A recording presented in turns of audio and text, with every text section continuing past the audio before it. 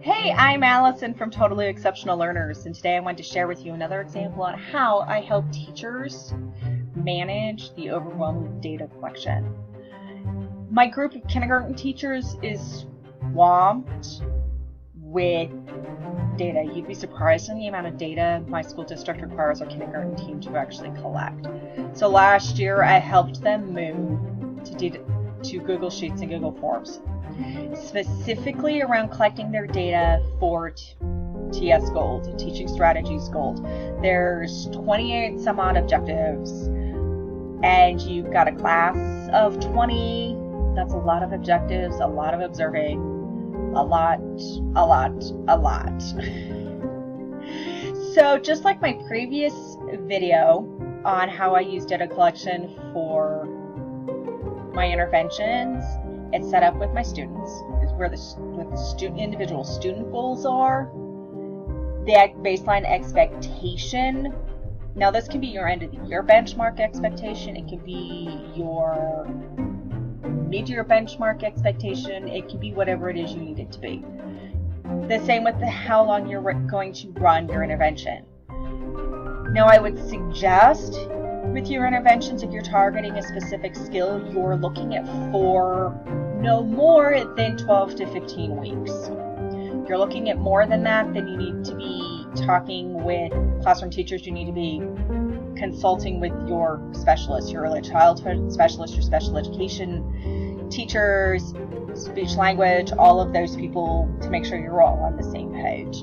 6 to 10 weeks is about where I do all of my interventions to see whether or not they're working or not working.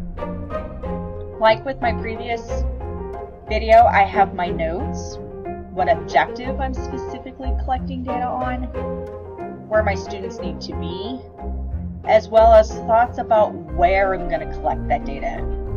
Knowing this piece, where you're going to do it, really helps bring down that stress level management piece, because TS Gold is huge in upon itself. I also included in here what that objective looks like and the guideposts for that objective. That way it's there and I am not looking for my book, the document on my computer. I'm bringing that stress level down for myself, my team, that all of that information is in one spot. And it's all related around a specific objective. To share this document, to share specifically just the sheet, go up to the share button, the big blue button in your upper right hand corner, click it. We'll eventually put in your email addresses. If you need a shareable link, it's all right there. If you only want, you can choose if you want them to have editing rights and they can mess with it.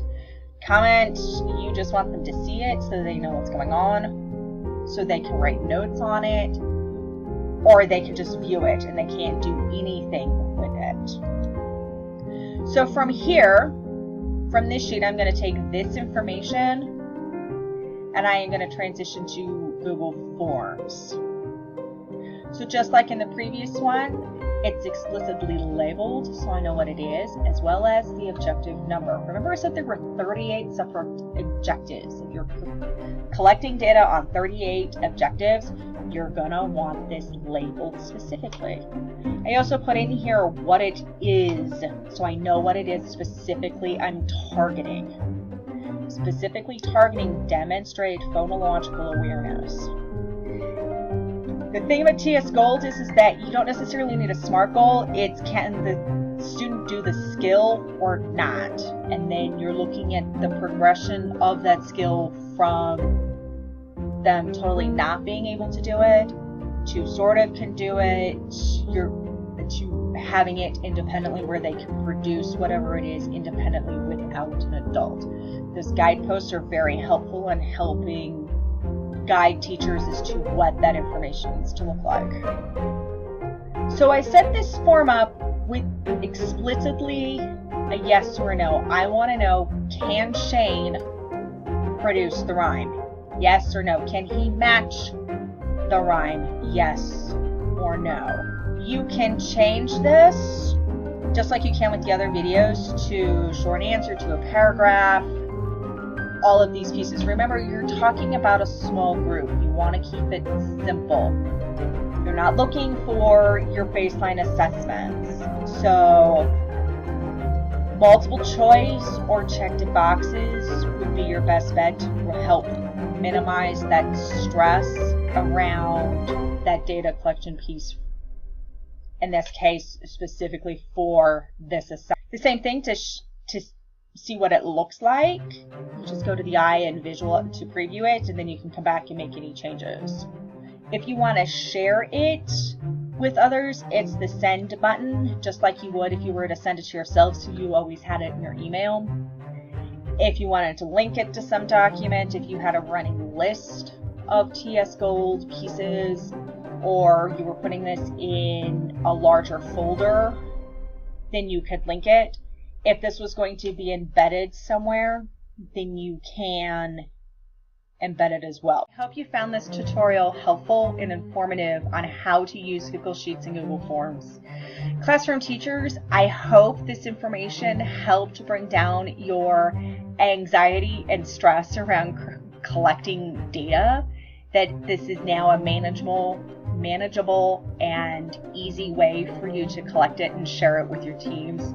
Specialists, I hope this provided you with an idea on how to use sheets and forms to help your own teams or your own data collection for your own IEPs and interventions.